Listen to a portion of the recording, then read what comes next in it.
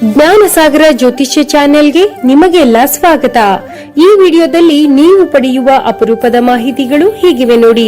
ಸುಬ್ರಹ್ಮಣ್ಯ ಸ್ವಾಮಿಗೆ ಪ್ರಿಯವಾದ ಆ 4 ರಾಶಿಗಳು ಯಾವುವು? ಆ ರಾಶಿಗಳಿಗೂ ಸುಬ್ರಹ್ಮಣ್ಯ ಸ್ವಾಮಿಯ ವಿಶೇಷವಾದ ಆಶೀರ್ವಾದಕ್ಕೆ ಸಂಬಂಧವೇನು? ಮಂಗಳನ ಅಧಿಪತಿಯಾದ ಸುಬ್ರಹ್ಮಣ್ಯ ಸ್ವಾಮಿಯನ್ನು ಪೂಜಿಸಿದರೆ ಏನೆಲ್ಲ ಫಲ ಪಡೆಯಬಹುದು?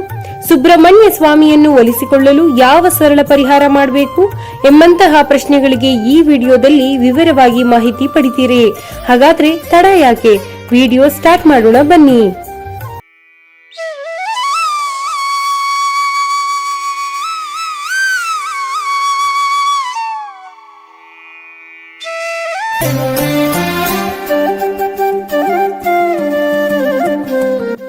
ನಮಸ್ತೆ ವೀಕ್ಷಕರೇ, ಸುಬ್ರಹ್ಮಣ್ಯ ಸ್ವಾಮಿಯು ಹಿಂದೂ ಧರ್ಮದ ಅತ್ಯಂತ ಶಕ್ತಿಶಾಲಿ ದೇವತೆಗಳಲ್ಲಿ ಒಬ್ಬರಾಗಿದ್ದಾರೆ.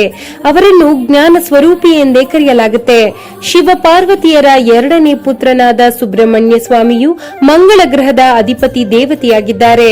ನವಗ್ರಹಗಳ ಸೇನಾಧಿಪತಿ ಎಂದೇ ಕರೆಯಲಾಗುವ ಮಂಗಳ ಗ್ರಹವು ಒಬ್ಬರಿಗೆ ಶೌರ್ಯ, ಶಕ್ತಿ, ಸಾಹಸ, ಧೈರ್ಯವನ್ನು ಕರುಣಿಸುತ್ತೆ. ಜ್ಯೋತಿಷ್ಯ ಶಾಸ್ತ್ರದ ಪ್ರಕಾರ ಒಬ್ಬರ ಜಾತಕದಲ್ಲಿ ಮಂಗಳ ಗ್ರಹವು ಬಲಶಾಲಿಯಾಗಿದ್ರೆ ಅಪ್ರತಿಮ ಧೈರ್ಯ, ನಾಯಕತ್ವದ ಗುಣಗಳು ಈ ಗ್ರಹವು ನೀಡುತ್ತೆ. ಜೊತೆಗೆ ಯಾವುದೇ ಸವಾಲು ಎದುರಿಸುವ ಶಕ್ತಿ ಕೂಡ ಪ್ರಸಾದಿಸುತ್ತೆ. ಹಾಗೆಯೇ ವೃತ್ತಿ ಜೀವನದಲ್ಲಿ ಯಶಸ್ಸು, ಆಸ್ತಿ, ಭೂಮಿ ಖರೀದಿಗೆ ಅವಕಾಶ ಮಾಡಿಕೊಡುತ್ತೆ. ಸೋದರರ ಬೆಂಬಲ, ಉತ್ತಮ ಆರೋಗ್ಯ ಕೂಡ ನೀಡುತ್ತೆ. ಅದೇ ಜಾತಕದಲ್ಲಿ ಮಂಗಳ ಬಲಹೀನವಾಗಿದ್ರೆ ಅತಿಯಾದ ಕೋಪ, ಆರೋಗ್ಯ ಸಮಸ್ಯೆಗಳು, ಸಹೋದರರೊಂದಿಗೆ ಜಗಳ, ಸಾಲದ ಬಾಧೆಗಳು ಹೆಚ್ಚಾಗುತ್ತೆ. ಈ ಸಮಯದಲ್ಲಿ ಸುಬ್ರಹ್ಮಣ್ಯ ಸ್ವಾಮಿಯ ಆರಾಧನೆ ಮಾಡೋದು ಬಹಳನೇ ಮುಖ್ಯವಾಗುತ್ತೆ.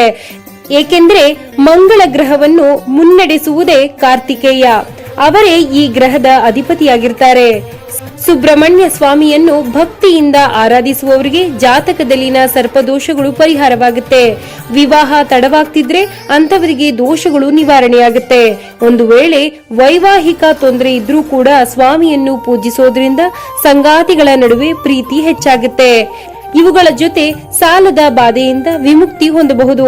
ಶತ್ರುಗಳ ಮೇಲೆ ಜಯ ಸಾಧಿಸಿ ಕೋರ್ಟ್ ಕಲಾಪಗಳಲ್ಲಿ ಅಪ್ರತಿಮ ವಿಜಯ ಸಾಧಿಸಬಹುದು. ಆತ್ಮವಿಶ್ವಾಸ ಹೆಚ್ಚಾಗಿ ಭಯದ ನಿವಾರಣೆಯಾಗುತ್ತೆ. ಇಷ್ಟೇ ಅಲ್ಲ, ಆ ಸ್ವಾಮಿಯ ಆಶೀರ್ವಾದದಿಂದ ಸಂತಾನ ಭಾಗ್ಯವೂ ಲಭಿಸುತ್ತೆ. ಜ್ಯೋತಿಷ್ಯ ಶಾಸ್ತ್ರ ಹಾಗೂ ಪುರಾಣಗಳ ಪ್ರಕಾರ ಸುಬ್ರಹ್ಮಣ್ಯ ಸ್ವಾಮಿಗೆ ಕೆಲವು ರಾಶಿಗಳಂದ್ರೆ ಅತ್ಯಂತ ಪ್ರಿಯ. ಅಂದ್ರೆ ಆ ಸುಬ್ರಹ್ಮಣ್ಯ ಸ್ವಾಮಿಯ ಆಶೀರ್ವಾದ ಸದಾ ಇರುವ ರಾಶಿಗಳು, ಜಾತಕದಲ್ಲಿ ಮಂಗಳನ ಪ್ರಭಾವ ಹೆಚ್ಚಿರುವ, ಮಂಗಳನ ಒಡೆತನಕ್ಕೆ ಒಳಪಡುವ ರಾಶಿಗಳ ಮೇಲೆ ಸ್ವಾಮಿಯ ವಿಶೇಷ ದೃಷ್ಟಿ ಸದಾ ಇರುತ್ತೆ. ಅಂದಹಾಗೆ ಆ ರಾಶಿಗಳು ಯಾವುವು ಎಂಬುದನ್ನ ತಿಳಿಯೋಣ ಬನ್ನಿ.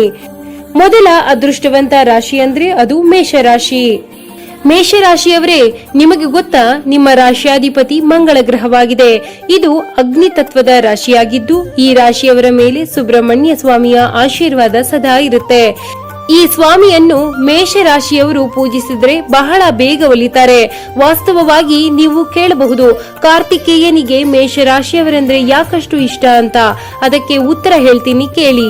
ಮೇಷರಾಶಿಯವರು ಹುಟ್ಟಿನಿಂದಲೇ ಅದ್ಭುತ ಧೈರ್ಯವಂತರು, ಸಾಹಸ ಪ್ರಿಯರು ಮತ್ತು ಸದಾ ಕ್ರಿಯಾಶೀಲರಾಗಿರ್ತಾರೆ.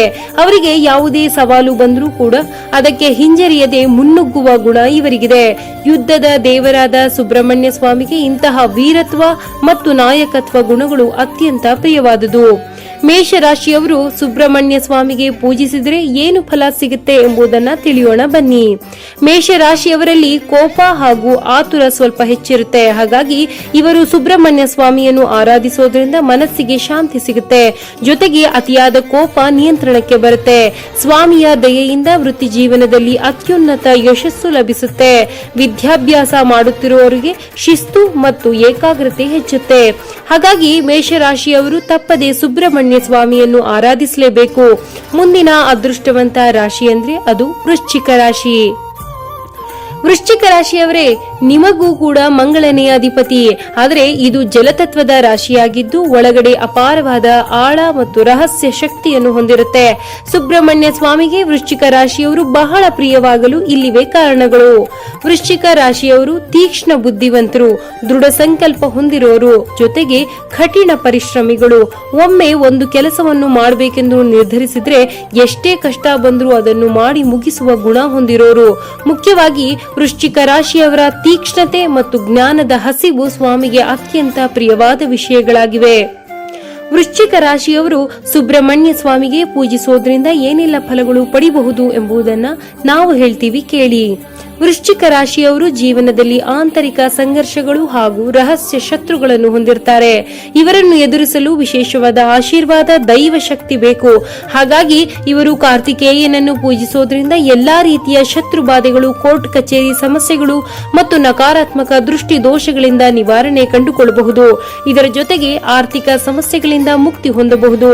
ಮುಂದಿನ ಅದೃಷ್ಟವಂತ ರಾಶಿ ಅಂದ್ರೆ ಅದು ಕಟಕ ರಾಶಿ. ಕಟಕ ರಾಶಿಯ ರಾಶಿಯಾಧಿಪತಿ ಮಂಗಳನಲ್ಲ, ಬದಲಿಗೆ ಚಂದ್ರ. ಆದರೂ ಸಹ ಜ್ಯೋತಿಷ್ಯ ಶಾಸ್ತ್ರದ ಪ್ರಕಾರ ಈ ರಾಶಿಯವರಿಗೆ ಮಂಗಳನು ಯೋಗಕಾರಕ ಗ್ರಹವಾಗುತ್ತಾನೆ. ಇವರಿಬ್ಬರು ಒಂದೇ ಮನೆಯಲ್ಲಿದ್ರೆ ಚಂದ್ರ ಮಂಗಳ ಯೋಗ ಸೃಷ್ಟಿಯಾಗುತ್ತೆ. ಇನ್ನು ಸುಬ್ರಹ್ಮಣ್ಯ ಸ್ವಾಮಿಗೆ ಕಟಕ ರಾಶಿಯವರೆಂದ್ರೆ ಯಾಕಷ್ಟು ಇಷ್ಟ? ಕಟಕ ರಾಶಿಯವರು ಅತ್ಯಂತ ದಯಾಳುಗಳು, ಭಾವನಾತ್ಮಕ ಜೀವಿಗಳು ಮತ್ತು ತಮ್ಮ ಕುಟುಂಬವನ್ನು ಅತಿಯಾಗಿ ಪ್ರೀತಿಸುವವರು. ಅದೇ ರೀತಿ ಸುಬ್ರಹ್ಮಣ್ಯ ಸ್ವಾಮಿಯೂ ಕೂಡ ತನ್ನ ಭಕ್ತರ ರಕ್ಷಣೆಗೆ ತಕ್ಷಣ ಧಾವಿಸುವ ಕರುಣಾಮಯಿ ಸ್ವರೂಪ. ಇವರಿಬ್ಬರ ಗುಣಗಳು ಒಂದೇ ಆಗಿರೋದ್ರಿಂದ ಕಟಕ ರಾಶಿಯವರೆಂದ್ರೆ ಸ್ವಾಮಿಗೆ ಬಹಳನೇ ಇಷ್ಟ. ಕಟಕ ರಾಶಿಯವರು ಸುಬ್ರಹ್ಮಣ್ಯ ಸ್ವಾಮಿಗೆ ಪೂಜಿಸೋದ್ರಿಂದ ಏನೆಲ್ಲ ಫಲಗಳು ಪಡಿಬಹುದು ಎಂಬುದನ್ನ ನಾವು ಹೇಳ್ತೀವಿ ಕೇಳಿ. ಸಾಮಾನ್ಯವಾಗಿ ಕಟಕ ರಾಶಿಯವರು ಮಾನಸಿಕವಾಗಿ ಗೊಂದಲ ಅನುಭವಿಸುತ್ತಿರುತ್ತಾರೆ. ಏಕೆಂದ್ರೆ ಇವರ ಅಧಿಪತಿ ಚಂದ್ರ. ಚಂದ್ರ ಮನಸ್ಸಿನ ಕಾರಕನಾಗಿದ್ದು, ಹಾಗಾಗಿ ಆತಂಕ, ಗೊಂದಲಗಳನ್ನು ಚಂದ್ರ ಸೃಷ್ಟಿಸುತ್ತಾನೆ. ಇಂಥವರು ಸುಬ್ರಹ್ಮಣ್ಯ ಸ್ವಾಮಿಯ ಆರಾಧನೆ ಮಾಡೋದ್ರಿಂದ ಅಪಾರವಾದ ಮಾನಸಿಕ ಶಕ್ತಿ, ಧೈರ್ಯ ಮತ್ತು ಆತ್ಮವಿಶ್ವಾಸ ಪಡಿಬಹುದು. ಮುಖ್ಯವಾಗಿ ಭೂಮಿ ಅಥವಾ ಮನೆ ಖರೀದಿಸುವ ಇವರ ಕನಸುಗಳು ಬಹಳ ಬೇಗ ಈಡೇರುತ್ತೆ. ಕೊನೆಯ ಅದೃಷ್ಟವಂತ ರಾಶಿ ಅಂದ್ರೆ ಅದು ಸಿಂಹರಾಶಿ.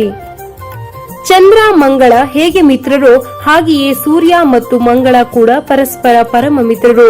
ಸಿಂಹರಾಶಿಗೂ ಮಂಗಳನು ಯೋಗಕಾರಕ ಗ್ರಹವಾಗ್ತಾನೆ. ಸಿಂಹರಾಶಿಯವರು ರಾಜಗಾಂಭೀರ್ಯ, ಸ್ವಾಭಿಮಾನ ಮತ್ತು ಸತ್ಯದ ಹಾದಿಯಲ್ಲಿ ನಡೆಯುವ ಗುಣವನ್ನು ಹೊಂದಿರುತ್ತಾರೆ. ಸುಬ್ರಹ್ಮಣ್ಯ ಸ್ವಾಮಿಗೆ ಈ ಗುಣಗಳು ಭಾರಿ ಇಷ್ಟವಾಗುತ್ತೆ. ಮುಖ್ಯವಾಗಿ ಸಿಂಹರಾಶಿಯವರಲ್ಲಿರುವ ತೇಜಸ್ಸು ಮತ್ತು ಪ್ರಾಮಾಣಿಕತೆ ಸ್ವಾಮಿಗೆ ಹೆಚ್ಚು ಪ್ರಿಯವಾದುದು. ನೀವು ಸುಬ್ರಹ್ಮಣ್ಯ ಸ್ವಾಮಿಗೆ ಪೂಜಿಸುತ್ತಿಲ್ಲವಾದರೆ ಈ ಎಲ್ಲಾ ಫಲಗಳನ್ನು ಕಡಿಮೆ ಪಡಿತೀರಿ ನೋಡಿ. ಸಿಂಹರಾಶಿಯವರು ಸುಬ್ರಹ್ಮಣ್ಯ ಸ್ವಾಮಿಗೆ ಪೂಜಿಸೋದ್ರಿಂದ ಏನೆಲ್ಲ ಫಲಗಳು ಪಡಿಬಹುದು ಎಂಬುದನ್ನ ನಾವು ಹೇಳ್ತೀವಿ ಕೇಳಿ. ಸಿಂಹರಾಶಿಯವರಿಗೆ ಸುಬ್ರಹ್ಮಣ್ಯ ಸ್ವಾಮಿಯನ್ನು ಆರಾಧಿಸೋದ್ರಿಂದ ಸಮಾಜದಲ್ಲಿ ಗೌರವ, ಕೀರ್ತಿ ಮತ್ತು ಉನ್ನತ ಅಧಿಕಾರಗಳು ಪ್ರಾಪ್ತಿಯಾಗುತ್ತೆ. ಉದ್ಯೋಗದಲ್ಲಿ ಪ್ರಗತಿ ಸಿಕ್ಕಿ ಅಪ್ರತಿಮ ಯಶಸ್ಸು ಸಿಗುತ್ತೆ. ಇನ್ನು 12 ರಾಶಿಗಳಲ್ಲಿ ಇನ್ನುಳಿದ 8 ರಾಶಿಯ ಜನರು ಸುಬ್ರಹ್ಮಣ್ಯ ಸ್ವಾಮಿಯನ್ನು ಒಲಿಸಿಕೊಳ್ಳಲು ಯಾವ ಸರಳ ಪೂಜೆ ಮಾಡಬೇಕು ಎಂಬುದನ್ನ ತಿಳಿಯೋಣ ಬನ್ನಿ. ಮಂಗಳವಾರ ಸುಬ್ರಹ್ಮಣ್ಯ ಸ್ವಾಮಿಗೆ ಅತ್ಯಂತ ಪ್ರಿಯವಾದ ದಿನ. ಈ ದಿನ ಉಪವಾಸ ಅಥವಾ ಸಾತ್ವಿಕ ಆಹಾರ ಸೇವಿಸಿ ಸ್ವಾಮಿಯನ್ನು ಪೂಜಿಸಿ. ಪ್ರತಿ ತಿಂಗಳ ಶುಕ್ಲ ಪಕ್ಷದ ಷಷ್ಠಿ ದಿನದಂದು ಸ್ವಾಮಿಗೆ ವಿಶೇಷ ಪೂಜೆ, ಅಭಿಷೇಕ ಮಾಡಿಸೋದು ಅತ್ಯಂತ ಶ್ರೇಷ್ಠ. ಸುಬ್ರಹ್ಮಣ್ಯನಿಗೆ ಕೆಂಪು ಬಣ್ಣ ಪ್ರಿಯ. ಪೂಜೆಯ ಸಮಯದಲ್ಲಿ ಕೆಂಪು ಹೂಗಳನ್ನು ಬಳಸಿ. ಸ್ವಾಮಿಯ ಕೃಪೆಗೆ ಪಾತ್ರರಾಗಲು ಓಂ ಶರವಣ ಭವ ಎಂಬ ಷಡಾಕ್ಷರಿ ಮಂತ್ರವನ್ನು ಪಠಿಸಿ. ಇನ್ನು ಕೊನೆಯ ಮಾತು ಸ್ನೇಹಿತರೆ, ಮೇಷ, ವೃಶ್ಚಿಕ, ಕಟಕ ಮತ್ತು ಸಿಂಹರಾಶಿಯವರಿಗೆ ಸುಬ್ರಹ್ಮಣ್ಯ ಸ್ವಾಮಿಯ ಆಶೀರ್ವಾದ ಹುಟ್ಟಿನಿಂದಲೇ ಸ್ವಲ್ಪ ಹೆಚ್ಚಾಗಿದ್ರೂ ಸಹ ಯಾರು ಆ ಸ್ವಾಮಿಯನ್ನು ಅತ್ಯಂತ ಭಕ್ತಿ, ಶ್ರದ್ಧೆಯಿಂದ ಮತ್ತು ಶುದ್ಧ ಮನಸ್ಸಿನಿಂದ ಪೂಜಿಸುತ್ತಾರೆಯೋ ಅಂತವರನ್ನು ಸ್ವಾಮಿಯು ಸದಾ ರಕ್ಷಣೆ ಮಾಡ್ತಾರೆ. ಇನ್ನು ಮುಂದಿನ ವಿಡಿಯೋದಲ್ಲಿ ಮತ್ತೊಂದು ಆಸಕ್ತಿದಾಯಕ ಮಾಹಿತಿಯ ಜೊತೆ ಮತ್ತೆ ನಿಮ್ಮ ಮುಂದೆ ಬರ್ತೀವಿ. ವಿಡಿಯೋ ನೋಡಿದ್ದಕ್ಕೆ ಧನ್ಯವಾದಗಳು. ದಯವಿಟ್ಟು ಹೆಚ್ಚಿನ ವಿಡಿಯೋಗಳನ್ನು ನೋಡಲು ಸಬ್ಸ್ಕ್ರೈಬ್, ಲೈಕ್, ಕಾಮೆಂಟ್ ಮಾಡಿ. ಮತ್ತು ನಿಮಗೆ ಇಂತಹ ವಿಡಿಯೋ ಇಷ್ಟವಾದರೆ ದಯವಿಟ್ಟು ನಿಮ್ಮ ಫ್ಯಾಮಿಲಿ ಮತ್ತು ಫ್ರೆಂಡ್ಸ್ ಜೊತೆ ಹಂಚಿಕೊಳ್ಳಿ. ಧನ್ಯವಾದಗಳು.